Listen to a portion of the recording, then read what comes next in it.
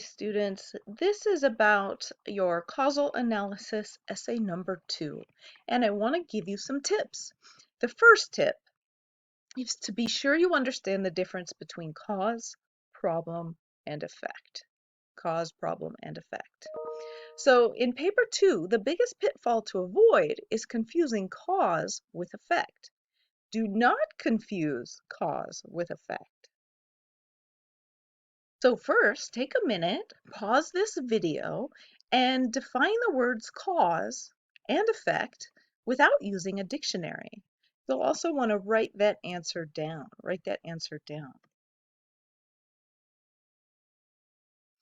Let's check our answers. Now, a cause is a person or thing that acts, happens, or exists in such a way that some specific thing happens as a result, the producer of an effect. Okay?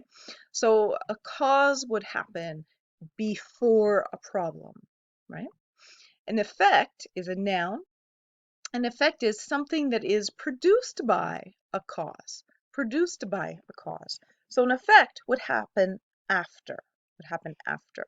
Both of these definitions are from dictionary.com, and I've included an in-text citation there.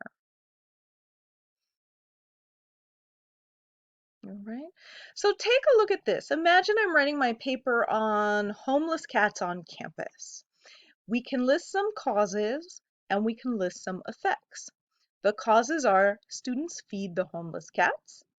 There is no policy at some colleges that disallows cats, and most animal control programs in the US are ineffective. Those are all causes.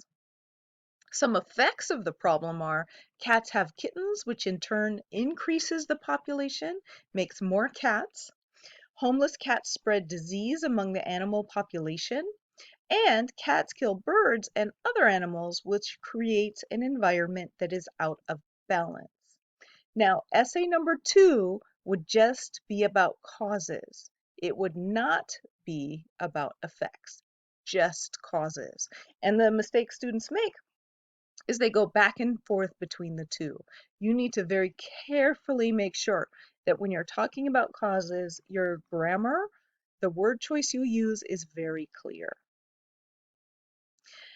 So again, our focus is the causes of the problem you discussed in essay 1. Another place you might have problem is with the words effect and affect. They're so close, they're really easy to confuse. You may want to familiarize yourself with the difference between effect and affect. Take a minute, pause the video. Can you explain the difference between effect and affect? Write that answer down. So an effect, the way I remember it is an effect is a noun and an affect is a verb, right? So an effect is something that is produced by a cause. And an affect, to affect something, is to act on or produce an effect or change in, right? So you can see the difference.